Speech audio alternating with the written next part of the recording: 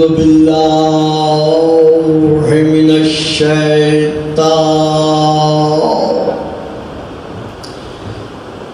اللعين الرجيم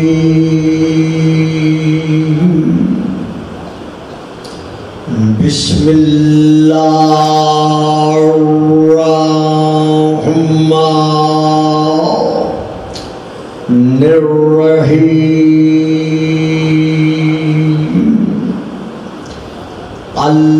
الحمد لله الذي جعل ليلة القدر خيرا من ألف شهر والشكر لله الذي جعلنا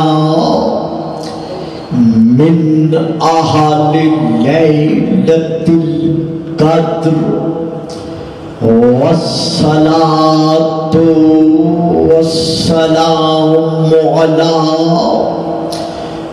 معدن فيوزات ليلة القدر محمد المبعوث صلوات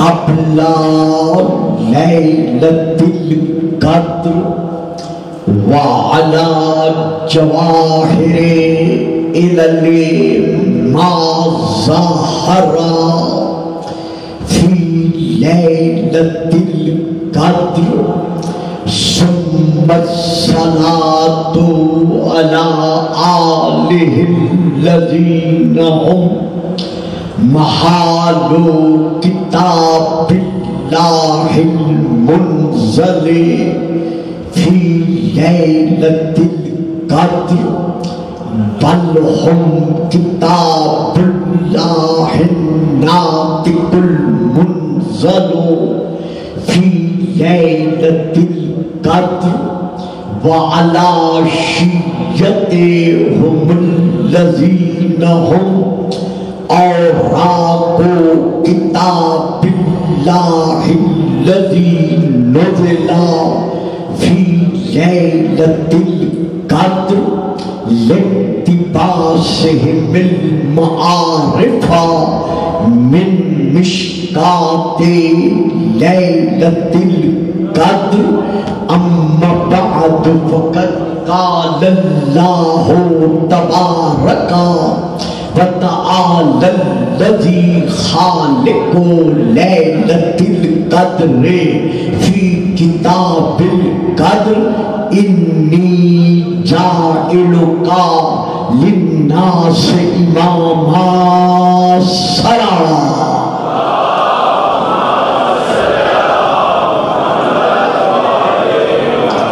نعرہ تکبیر نعرہ تکبیر نعرہ رسالت نعرہ رسالت نعرہ حیدری نعرہ حیدری حسینیت حسینیت یزیدیت یزیدیت بآواز بلند صلوات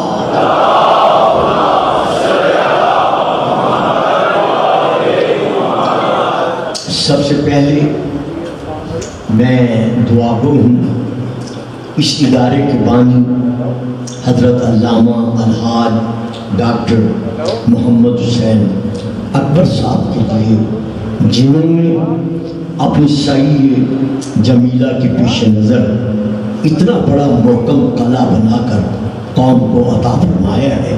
اللہ کرے یہ قلعہ اسی طرح اپنے استحکام کے ساتھ تا ظہور قائم علیہ السلام قائم و قائم رہے.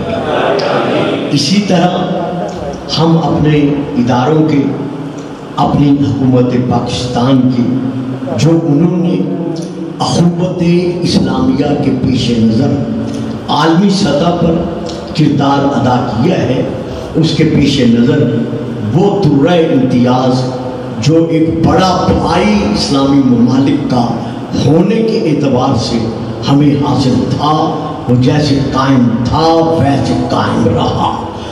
صاحبان علم، صاحبان فہم و فراست، میں نے آپ کے سامنے سورہ نمبر 2 کی، سورہ البقرہ کی آیت نمبر 124 کی تلاوت کا شرف حاصل کیا ہے، جس کا آغاز کچھ اس طرح سے ہے: وَإِذِ ابْتَلَىٰ إِبْرَاهِيمَ رَبُّهُ بِكَلِمَاتٍ فَأَتَمَّهُنَّ قَالَ إِنِّي جَاعِلُكَ لِلنَّاسِ إِمَامًا قَالَ وَمِنْ ذُرِّيَّتِي قَالَ لَا يَنَالُ عَهْدِ الظَّالِمِينَ صلوات۔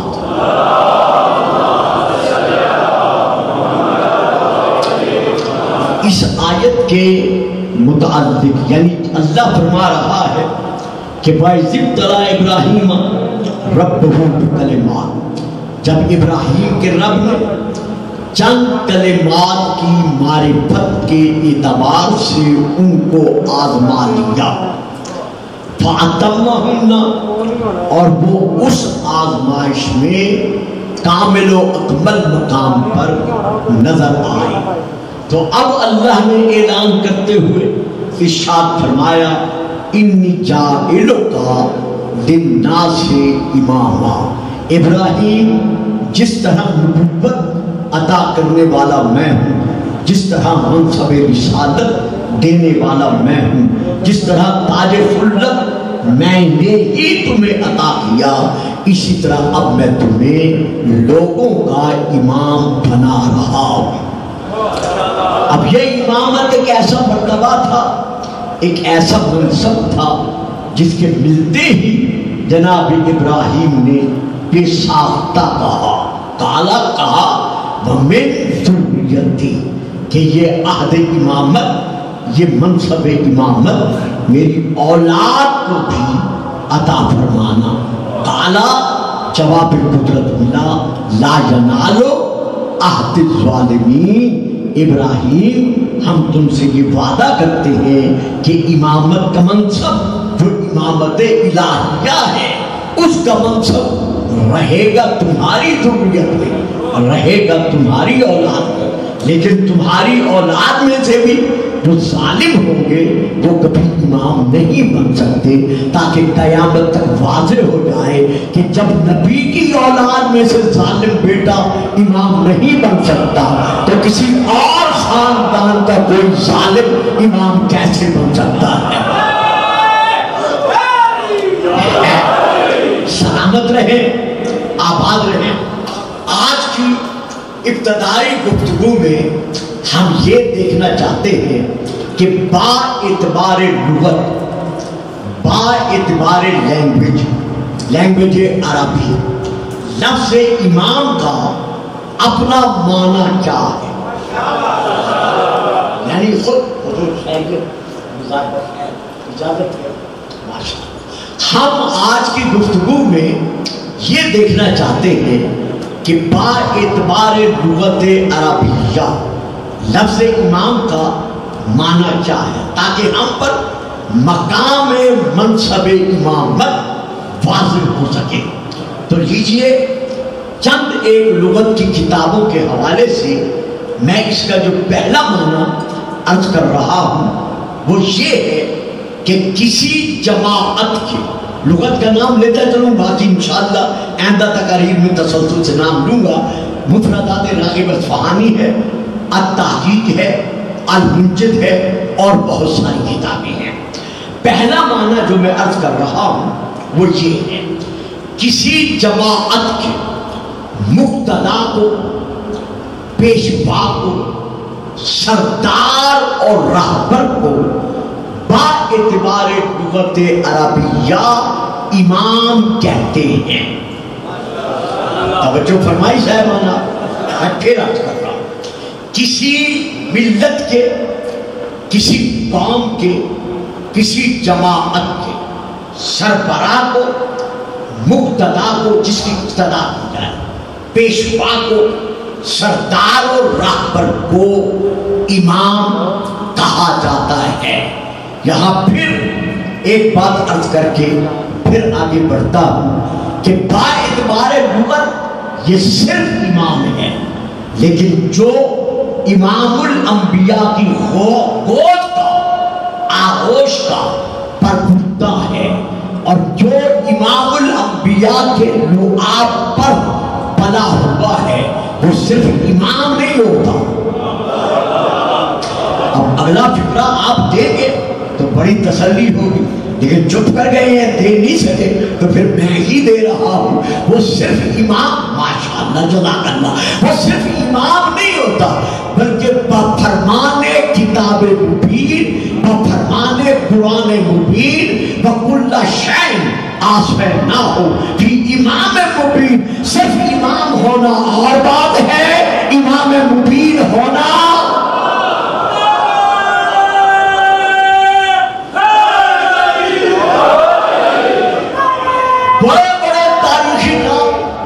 ہمیں تاریخ اسلام میں ملتے ہیں جو آپ کے صفحات ذہن پر نقش ہیں، جن کو دہرانے کی ضرورت نہیں ہے، کہ جب رسول پاک کی بارگاہ میں عرض کیا گیا کہ یا رسول اللہ کیا اس امام مبین سے مراد تورات ہے؟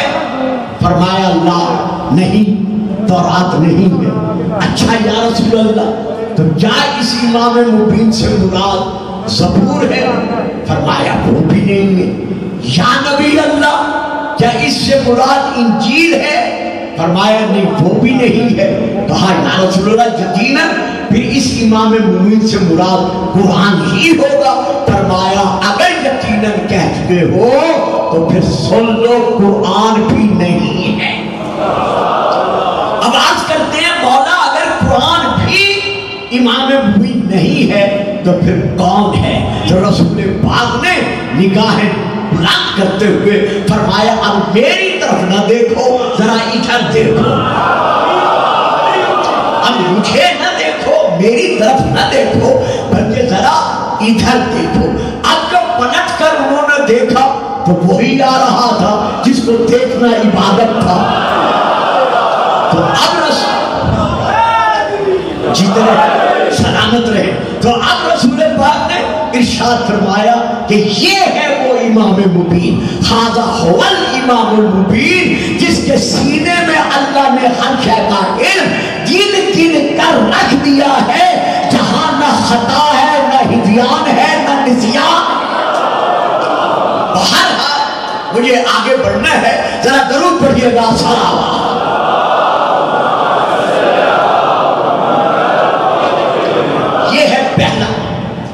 آپ کے سامنے باعتبار لغت اس کا دوسرا معنی بیان کر رہا۔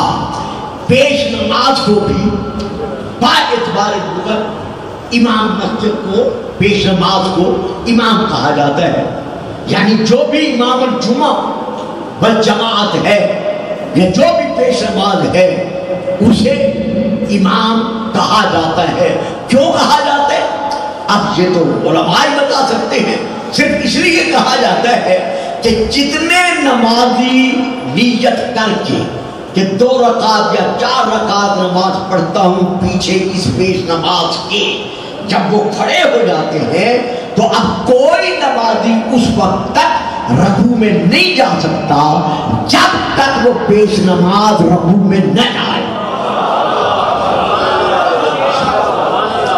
یعنی چونکہ نمازی اس کی ابتدا میں رہتے ہیں اور اس کی اتباع میں رہتے ہوئے نماز ادا کرتے ہیں، جب تک وہ قیام میں ہے یہ قیام میں رہیں گے، جب تک وہ رکوع میں ہے یہ رکوع میں رہیں گے، جب تک وہ سجدہ میں ہے یہ سجدہ میں رہیں گے۔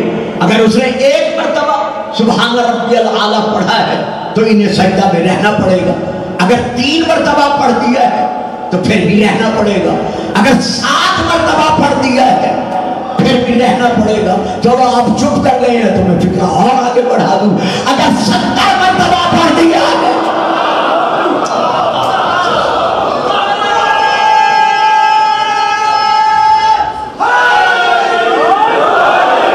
دیکھیے اگر کوئی عمدن جان بوجھ کر رکوع میں پہلے چلا جاتا ہے، یعنی ایک تو ہے نا سامن جانا، بھول کر جانا، اور اگر عمدن جان بوجھ کر کوئی پیش نماز سے پہلے رکوع میں چلا جاتا ہے تو اس کی نماز نہیں رہتی۔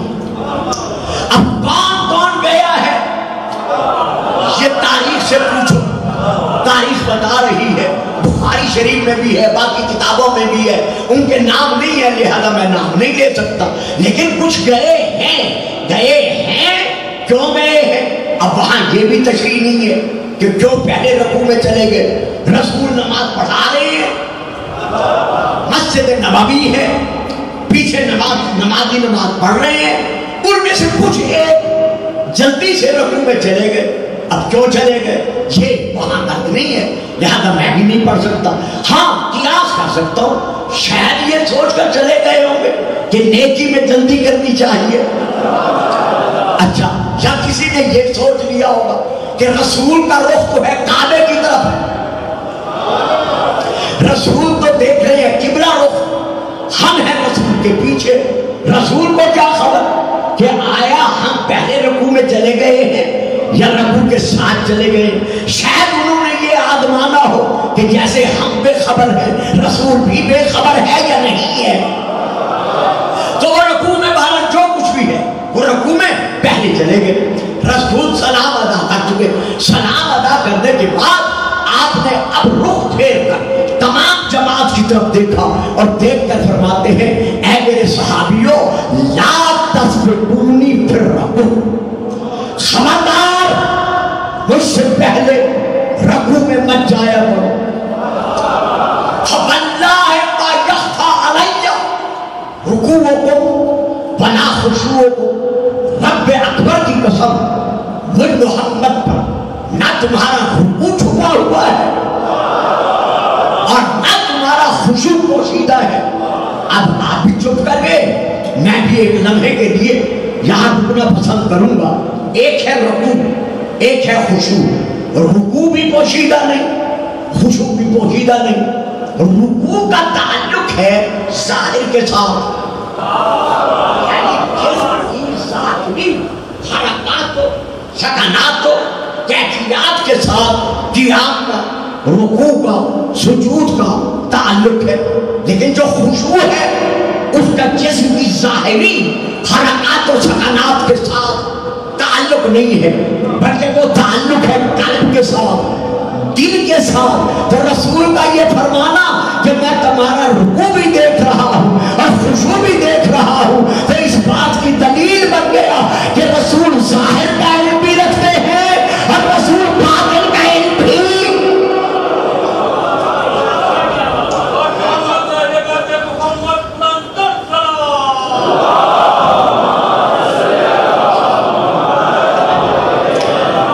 صرف انہی کا علم نہیں رکھتے جو رسول کی پشت کے پیچھے بیٹھے ہوئے تھے۔ بیٹا محترم مکرم ذرا میری طبیعت کا بھی احساس کریں اور مجلس کے آداب کا بھی خیال کریں، درود پڑھیں صحابہ۔ انی لا اراکم من وراء ظہر، میں پشت کی جانب سے تمہیں اسی طرح سے دیکھتا ہوں جیسے میں تمہیں سامنے سے دیکھ رہا ہوں۔ تو رسول صرف پشت کی جانب سے انہیں کو نہیں دیکھ رہے تھے جو پشت کے پیچھے تھے۔ بیٹا ذرا بات کھولنی نہیں نا، اب میں آج چاہتا ہوں ذرا میں اشاروں سے گزروں تاکہ دیکھو آپ میرا کتنا ساتھ دے سکتے ہیں۔ رسول صرف ان کو نہیں دیکھ رہے تھے جو رسول کی پشت کے پیچھے بیٹھے ہوئے تھے، رسول ان پشت کے پیچھے بیٹھنے والوں کی قیامت تک آنے والی پشتوں کو دیکھ رہے تھے۔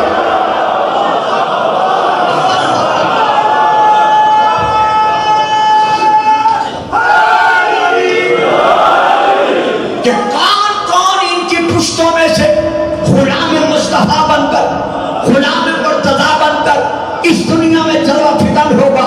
اچھا پھر بھی آپ چپ کر گئے تو آپ کو یاد ہے نا جب مالک اشتر سے مولا علی نے فرمایا تھا کہ مالک تیری تلوار ہر اس شخص پر چلتی ہے جو اس کی زد میں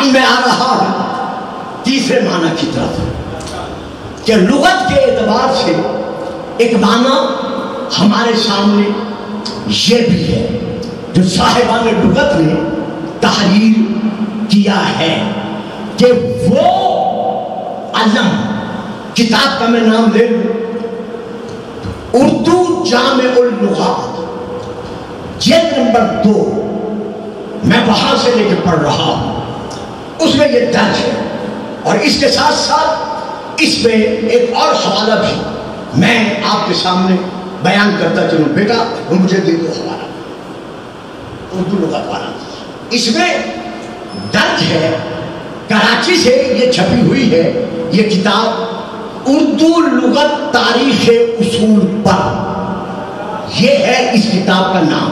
پہلا حوالہ ہے جو میں نے عرض کیا ہے جامع اللغات کا، یہ ہے انڈیا کی چھپی، یہ کتابیں 20 جلدوں پر ہے، یہ پہلے انڈیا میں شائع ہوئی تھی پھر کراچی سے شائع ہوئی ہے، تو اس کتاب کا نام ہے اردو لغت تاریخی اصول پر، جلد نمبر 1۔ اب میں نے تفصیل سے پڑھ دیا، اس میں یہ درج ہے کہ وہ علم جو تعزیہ کے آگے آگے چلتا ہے، وہ علم، یہ میں عرض کر رہا ہوں بڑی تلاش کے بعد،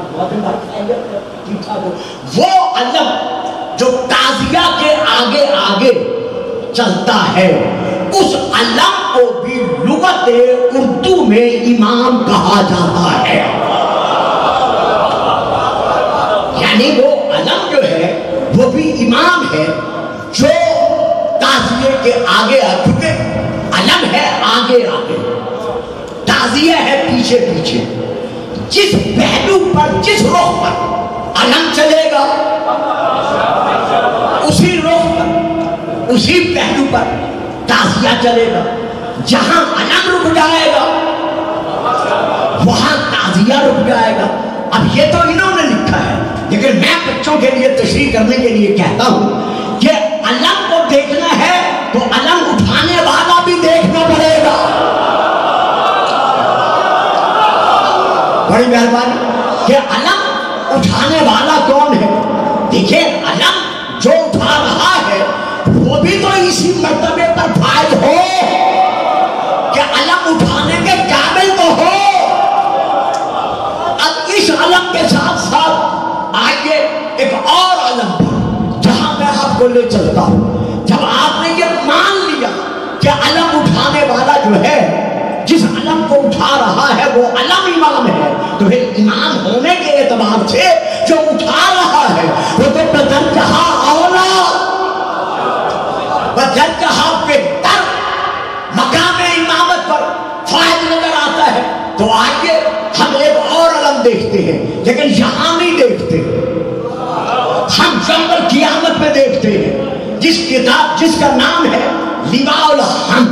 اب یہاں پر میں حوالہ دے رہا ہوں پہلی کتاب کا جس کا نام ہے مدارج النبوہ۔ آجے تشریف درود پڑھیے گا، صلوات۔ ایک ڈھیلی ڈھیلی صلوات اور بھی پڑھ دے، صلوات۔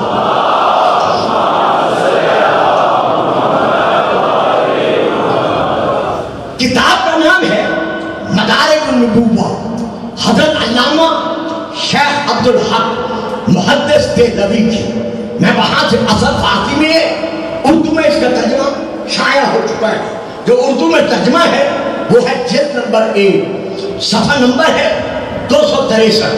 وہاں سے میں لے کے پڑھ رہا ہوں، رسول پاک فرما رہے ہیں انا سید ولد آدم یوم القیامت، قیامت کے دن اگر کوئی تمام اولاد آدم کا سید و سردار ہے تو وہ کوئی غیر نہیں ہے، وہ کوئی اور نہیں ہے، بلکہ وہ تمہارا نبی یہی محمد رسول اللہ ہے۔ وَأَنَا أَكْرَمُ الْأَوَّلِينَ وَالْآخِرِينَ، جو مجھ سے پہلے گزر گئے ہیں ان کی بھی فضیلت کا تاج میرے سر پر ہے، اور جو میرے بعد قیامت تک گزرتے رہیں گے ان کی فضیلت کا تعلق بھی میرے قدموں سے ہے۔ اگر مجھ سے نسبت ہے تو فضیلت ہے،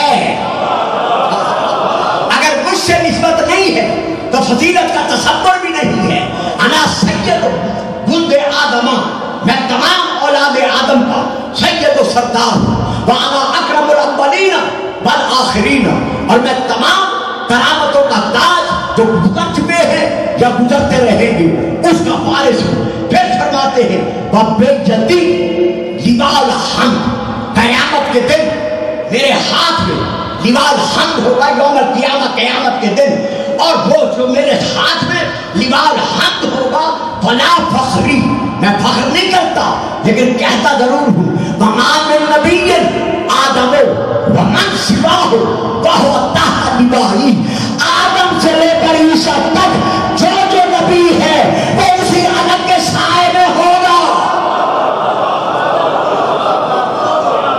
اب ہم نے یہ دیکھنا ہے کہ وہ علم کس کے ہاتھ میں ہوگا، رسول کسے دیں گے، تاکہ ہمیں پتہ چل سکے کہ قیامت کے دن تمام امت مصطفیہ کا جو امام ہے، یہاں کوئی مانتا ہے یا نہیں مانتا میں اس پر بات نہیں کرتا، لیکن وہاں لواء الحمد کے سائے میں وہی چلے گا جو اس کو امام مانتا ہے۔ اب وہ کون ہے، یہاں میں پھر حوالہ پیش کر رہا ہوں، یہی مدارج النبوہ جلد نمبر 1 صفحہ نمبر 482، پھر کتاب کا نام ارجح المطالب صفحہ نمبر 667 667۔ رسول پاک فرماتے ہیں اس علم کے 3 جیسے ہوں گے، 3 فریرے ہوں گے، ایک مشرق میں، ایک مغرب میں، ایک وسط دنیا میں، جو پوری دنیا پر چھایا ہوا ہوگا۔ پھر فرماتے ہیں کہ وہ علم معمولی علم نہیں ہوگا، بلکہ یہ پھر ارجح المطالب میں ہے کہ وہ علم اتنا بلند ہوگا کہ 1000 سال تک اگر کوئی مسافر برابر سفر کرتا رہے تو اس کا طول اس سے بھی بلند ہوگا۔ سرخ یاقوت کا اس کا قبضہ ہوگا، سفید چاندی کا اس کا سرا ہوگا۔ صحابہ عرض کرتے ہیں یہاں ہے ارجح المطالب میں اور باقی کتب میں، قالو صحابہ نے عرض کیا یا رسول اللہ من یحمل رایتک، پھر آپ کا یہ علم قیامت کے دن اٹھائے گا کون؟ جس کی اتنی لمبائی ہے، اتنی چوڑائی ہے، تو اس کو اٹھائے گا کون؟ اب پتہ نہیں کس کس کے دل میں کیا کیا خیال آیا ہوگا کہ کون کون اٹھائے گا، شاید کسی کی نگاہ میں خیبر کا نقشہ بھی آ گیا ہوگا تو میں عرض نہیں کر سکتا۔ جب انہوں نے کہا من یحمل رایتک، تو یا رسول اللہ یہ آپ کا علم اٹھائے گا کون؟ تو یہ ہے کتاب ارجح المطالب۔ رسول نے فوراً جواب دیا میرے صحابیوں من یحملھا، کہ دنیا جو دنیا میں میرا علم اٹھاتا رہا مولا وہ کون ہے؟ فرمایا وہو علی بن ابی۔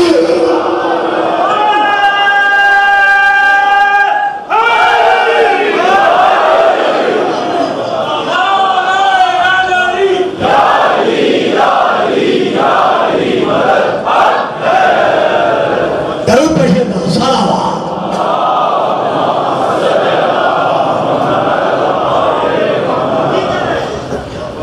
یہاں تک میں آپ کو لے آیا، اب ایک معنی اور بیان کر رہا ہوں کہ لفظ امام کا باعتبار لغت جہاں اور معانی ہیں، ان معانی میں سے ایک معنی یہ بھی ہے کہ ہر وہ شخص جو کسی فن میں یا علم کے کسی صرف میں حق کے کمال رکھتا ہے اسے بھی کہا جاتا ہے امام۔ جیسے امام راغب اصفہانی جن کی مفردات راغب اصفہانی ہے، یا جیسے امام غزالی، یا جیسے امام جلال الدین سیوطی، یا جیسے امام فخر الدین رازی۔ اب جیسے جیسے کو ذہن میں لیتے جائیں، چہرے میرے جانے پہچانے ہیں، میں چپ کر گیا آپ چپ کر گئے، جیسے یہ امام یہ کہلوا رہے ہیں، یہ کہلوا رہے ہیں، یہ کہلوا رہے ہیں، تو جو بھی جس علم میں دنیا والوں کے سامنے حق کے کمال رکھتا ہے، اسے ان لوگوں نے کہہ دیا امام. لیکن پھر ماننا پڑے گا کہ جو ہم جسے کہہ رہے ہیں امام، یہ جس علم کے اعتبار سے جس پہلو میں حد کمال تک ہے، اب وہ کمال ان کے نزدیک کمال ہے، لہذا وہ امام مان رہے، بے شک مانتے چلے جائیں. لیکن یہ ماننا پڑے گا کہ ایک علم ہے علم کسبی اور ایک ہے علم فہمی. کسبی جہاں بھی تمہیں پہنچا دے، عادت تمہارا چہرہ دکھاتی رہے گی کہ اخرجکم من بطون امہاتکم لا تعلمون شیئا، کہ جب ہم نے تمہیں تمہاری ماں کے ذرفوں سے ظاہر کیا تو تم بالکل ان پڑھ تھے، لا علم تھے، تمہیں کسی شے کا علم نہیں تھا. اب کسب کے اعتبار سے علم کو حاصل کرتے ہوئے بڑھتے بڑھتے بڑھتے اس مقام پر پہنچے کہ کوئی امام التفسیر کہلائے، کوئی امام النحو کہلائے، کوئی امام الصرف کہلائے، کوئی امام الفقہ کہلایا. بے شک وہ اپنے اپنے مقام پر آپ کے فیصلوں کے مطابق امام کہلا رہے ہیں. ہم کسی کے لیے کچھ کہنا نہیں چاہتے، لیکن اتنا ضرور کہیں گے کہ جب ہم تاریخ میں دیکھتے ہیں تو یہ ثابت ہوتا ہے کہ ان میں سے ہر ایک کا علم کسبی ہے، باقی نہیں. ان میں سے ہر ایک کا علم حصولی ہے، حضوری نہیں. اچھا پھر اور آسان کر دیتا ہوں، آپ ذرا ان کو دیکھ لیجئے. حضرت امام ابو حنیفہ رحمت اللہ علیہ فقہی طور پر انہیں جس منزل پر مانا جائے ہم اعتراض نہیں کر سکتے.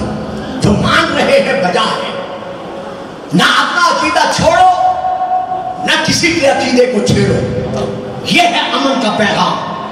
لیکن یہ تو کہنا پڑتا ہے کہ حضرت امام ابو حنیفہ نے 6 استادوں کے مکتب فکر میں بیٹھ کر علم حاصل کیا.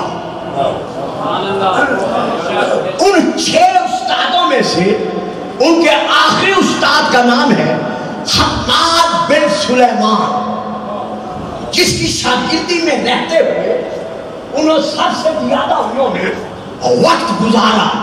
لیکن تاریخ کے 2 لفظ اور بھی ہیں کہ انہوں نے رسول پاک کے گھرانے کے، مدینہ العلم کے گھرانے کے جو باب العلم تھے، جو علم کے وارث تھے، ان میں سے باقر العلوم حضرت معصوم ابن معصوم امام باقر کی بارگاہ اور پھر صادق کائنات کی بارگاہ میں جو وقت بسر کیا تو خود انہوں نے کہا کہ لولا السنتان لخلق النعمان، اگر میری زندگی کے 2 سال ان اماموں کی بارگاہ میں نہ گزرتے تو میں نہ رہتا.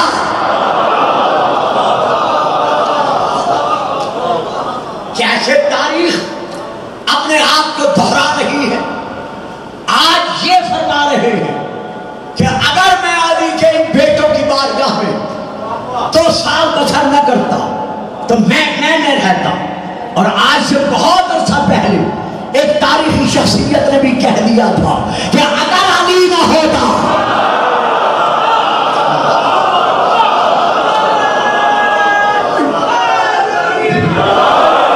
یہ اسی طرح ڈر ڈر کے نعرے لگائیں گے.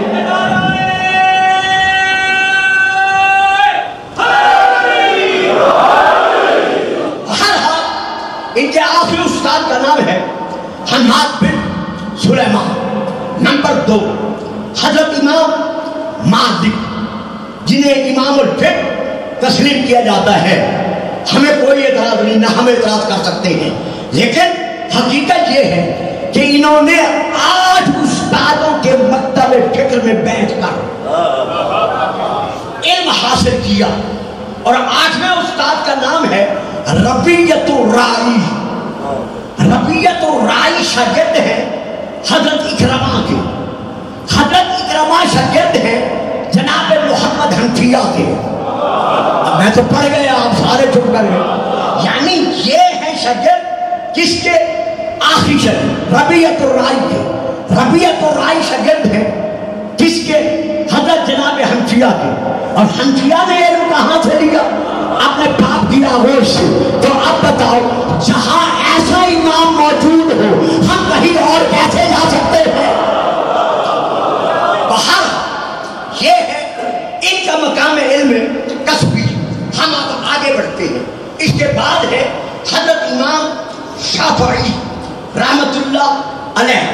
انہوں نے 15 استادوں سے علم فقہ، علم دین حاصل کیا. اور ان کے 15 استادوں میں سے آخری استاد کا نام ہے اسماعیل بن ابراہیم اسدی کرشی. یعنی 15 استاد ہیں ان کے. آخری یہ ہے جن سے انہوں نے علم حاصل کیا. لیکن جب حضرت امام شافعی کی علم علی ابن ابی طالب پر نظر پڑی تو انہوں نے اپنے دیوان میں بہت کچھ لکھا. لکھتے گئے. ابھی میں آج بیان نہیں کر رہا. لکھتے گئے اور آخر میں جا کر انہوں نے یہ لکھا ہے. ایک کتاب ہے جس سے میں یہ پڑھ رہا ہوں، نوائے صوفیہ. میں وہاں سے پڑھ رہا ہوں، دیوان میں بھی ہے اور باقی کتب میں بھی ہے. باقی شعر چھوڑ رہا ہوں، صرف 2 شعر پڑھ رہا ہوں. فرماتے ہیں لو ان المرتضی یبدی محلہ لکان الخط ترن سجدا لہ. اگر علی ابن ابی طالب اپنے فضائل بیان کر دیتے تو لوگ علی کو سجدہ کرتے.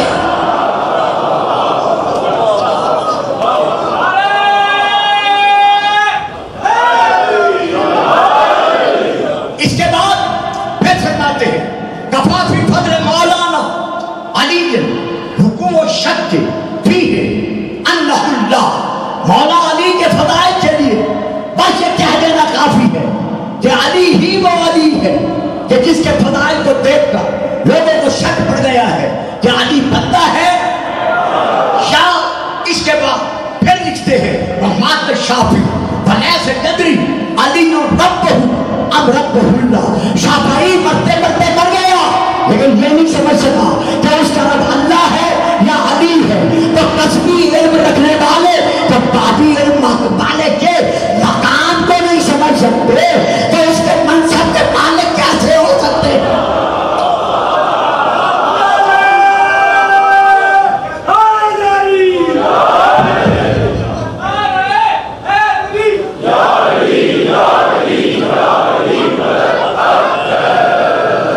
اسی طرح میرے باپ وہ تاغا جسے آپ دھاگا کہتے ہیں، جس کے ذریعے سے وہ بنیادوں کو سیدھا رکھتا ہے، اس تاغے کو بھی لغت میں امام کہا گیا ہے. کیوں؟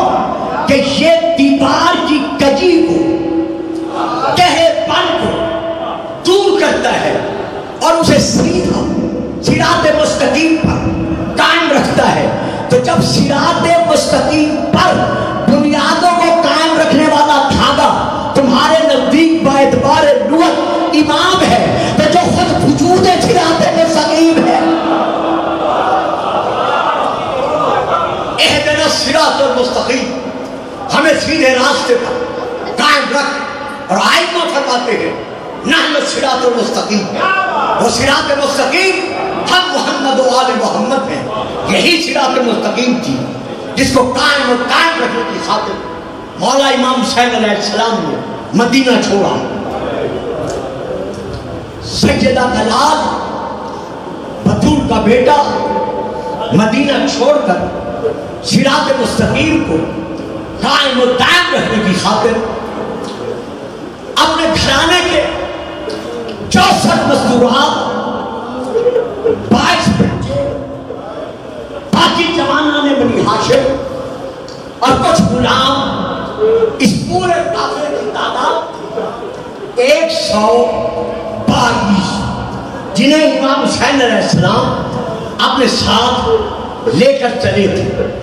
آج کی شب جو گزشتہ شب ہے جو آپ گزار چکے اپنے اپنے مقام پر ہلال محرم کو دیکھ کر, محرم کے چاند کو دیکھ کر آنکھوں سے آنسو برساتے ہوئے اِنَّا لِلَّهِ وَإِنَّا إِلَيْهِ رَاجِعُونَ پڑھنے والوں, یہی چاند جب زہرا کے چاند نے کربلا سے ایک منزل پہلے افق پر دیکھا تو امام کی آنکھوں میں آنسو بھر آئے. سیدہ کے نام نے آنسو کو روک کر یہی آیت پڑھی, اِنَّا لِلَّهِ وَإِنَّا إِلَيْهِ رَاجِعُونَ. 64 مستورات اور 19 جوانان بنی ہاشم نے مل کر یہ آیت پڑھی. یہی وجہ ہے کہ جب بھی کوئی مومن چاند رات کو دیکھتا ہے ہلال محرم, بے ساختہ اس کے منہ سے یہ آیت جاری ہو جاتی ہے اور آنکھوں سے آنسوؤں کا سیلاب جاری ہو جاتا ہے. حضرت شیخ مفید علیہ الرحمہ نے اپنی کتاب امانی میں یہ روایت رکھی ہے کہ رات کے وقت 25 رجب کا دن گزار کر 26 رجب کی رات, اور ایک روایت ہے 24 رجب کا دن گزار کر 25 رجب کی رات سن 7 ہجری. ولید نے مولا کو دربار میں آنے کے لیے پیغام بھیجا. آپ نانا کی مسجد میں نماز مغربین ادا کرنے میں مصروف تھے. جب قاصد نے آ کر امام کو یہ پیغام دیا, آپ نے فرمایا جاؤ, جا کر کہہ دو کہ تعقیبات نماز سے فارغ ہو کر میں دربار میں آ جاؤں گا. امام فارغ ہوئے. بیت الشرف جب امام حسین تشریف لائے, نانے کا امامہ سر پر سجایا, نانا کی ابا اور قبا حسین نے سنبھالی. امام نے نانا کا عصا ہاتھ میں دیا.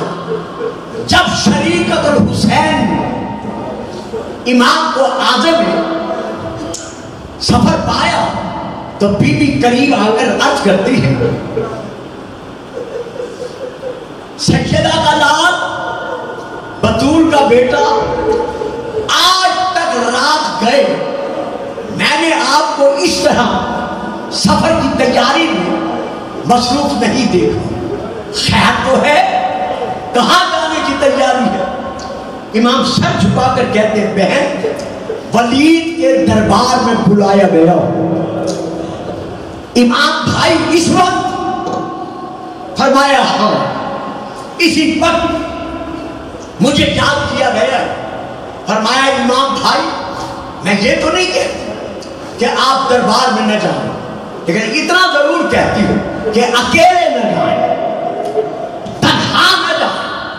یہ کہا اور امام حسین کے دامن میں ہاتھ ڈالا. امام فرماتے بہن میں بعلم امامت اچھی طرح سے جانتا ہوں کہ ولید میرا قاتل نہیں ہے. پھر یہ اپنا مدینہ ہے, نانے کا مدینہ ہے, ماں بطول کا مدینہ ہے, بھائی حسن کا مدینہ ہے. بہن یہ تو ہمارا اپنا مدینہ ہے. جب کہا نا بار بار یہ ہمارا اپنا مدینہ ہے, سیدہ رو کر کہتے حسین اچھی طرح جانتے ہو نانے کے وصال کے بعد اس مدینے نے زینب کو بہت لوٹا ہے. یہ وہی مدینہ ہے جہاں میں نے ماں کا زخمی پہلو دیکھا. یہ وہی مدینہ ہے جہاں میں نے ماں کے بازوؤں پر برم دیکھے. یہ وہی مدینہ ہے جہاں میں نے بھائی محسن کا لاشا اپنے گھر کے صحن میں دفن ہوتے ہوئے دیکھا. یہ وہی مدینہ ہے جہاں میرے بھائی حسن کے تابوت پر بجائے پھول برسانے کے, بجائے چادریں چڑھانے کے, یہ مدینے والے تیر برساتے رہے. جنتی کفن خون کے در بدر ہو گیا. ابھی بہن بھائی کے درمیان یہ گفتگو جاری تھی کہ حضرت عباس علیہ السلام کے حرم بی بی لبابہ خاتون نے، جو عبیداللہ بن عباس بن عبد المطلب کی بیٹی تھی، دختر تھی، انہوں نے یہ گفتگو سنی. کیسے سنی؟ الٹے پاؤں روتے ہوئے فوراً اپنے حجرے میں گئی. مولا عباس کو دیکھا کہ اپنے بیٹے فضل کو اٹھائے ہوئے پیار کر رہے ہیں، ہاتھ باندھ کر عرض کرتی ہے میرے بالی، میرے وارث، اللہ کرے یہ اولاد اسی طرح آپ کے سائے میں رہے، لیکن ذرا باہر جا کر دیکھیں بہن رو رہی ہے، بھائی رکا ہوا ہے. بابا کیا کہنا چاہتی ہو؟ کہا اس رات کے عالم مولا حسین دربار میں جانا چاہتے ہیں. اور بی بی روک کر کہہ رہی ہے حسین میں آپ کو اکیلا نہیں جانے دیتی، اس مدینے کے لوگوں پر میرا اعتماد نہیں رہا. سننا تھا مولا عباس نے نالین نہیں سمجھی، جلدی سے نکلے کہ عباس کی موجودگی میں کس کی ضرورت ہے کہ حسین کو رات کے وقت بلائے. کیسے عباس باہر آئے؟ اب یہاں پڑھا جاتا ہے کہ جناب سیدہ زینب کی جیسے عباس پر نظر پڑی، بی بی نے تب حسین کا دامن چھوڑ دیا، چھوڑ کر کہتے حسین اب بے شک چلے جاؤ. اب زینب نہیں روکتی، جسے اللہ نے تمہارا حافظ ناصر بنا کر اس عالم میں بھیجا ہے وہ عباس آ گیا ہے. میں ہاتھ باندھ کر کہتا ہوں بی بی آج تو عباس کو دیکھ کر آپ کو یقین ہو گیا کہ کوئی حسین کا بال پیچھا نہیں کر سکتا. لیکن ہائے کربلا، عباس آگے بڑھے. 19 جوانوں میں منی ہاشم تلواروں کے سائے میں اور 21 غلاموں کی تلواروں کے سائے میں میرے مولا حسین دربار ولید کی طرف گئے.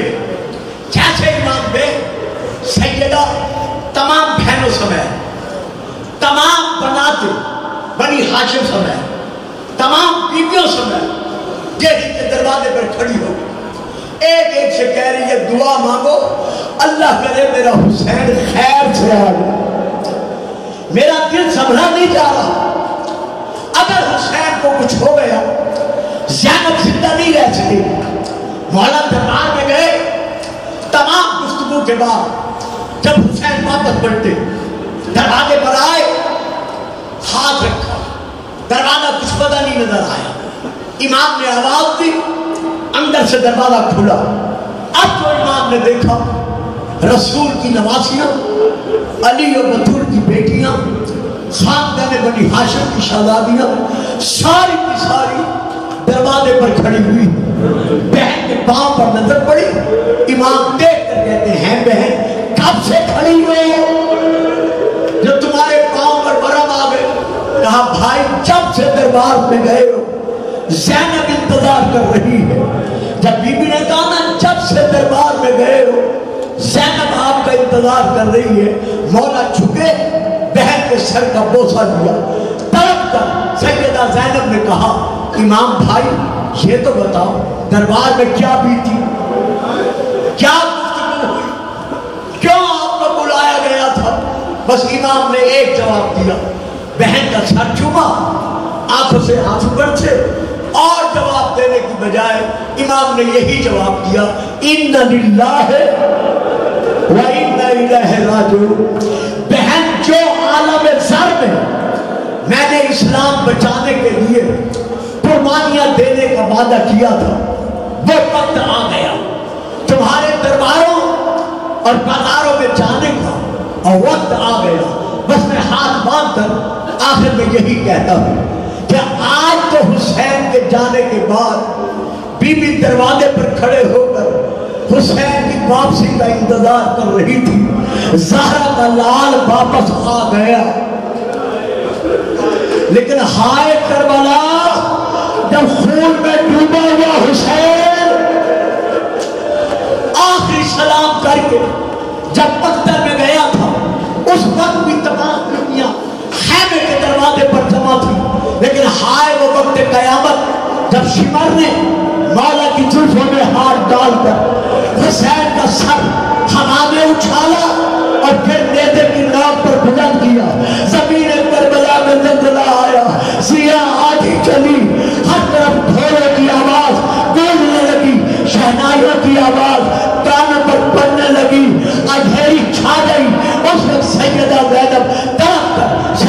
کے سرانے آئی، آخر کا سجاد سجاد ذرا آنکھیں کھول، قیامت پہ نہیں آنے والی۔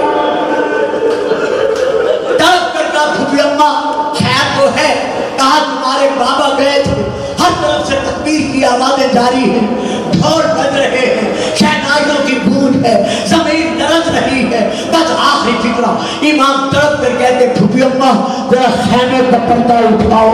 رونے والوں اب سے بی بی نے پردہ اٹھایا، نیزے کی نوک پر جب ظاہر میں لال کا سر سجاد کو نظر آیا، تڑپ کر کہا بی بیو اِنَّ لِلَّهِ وَإِنَّ إِلَيْهِ راجعون۔ الا لعنۃ اللہ علی القوم الظالمین۔ یا زہرا یا زہرا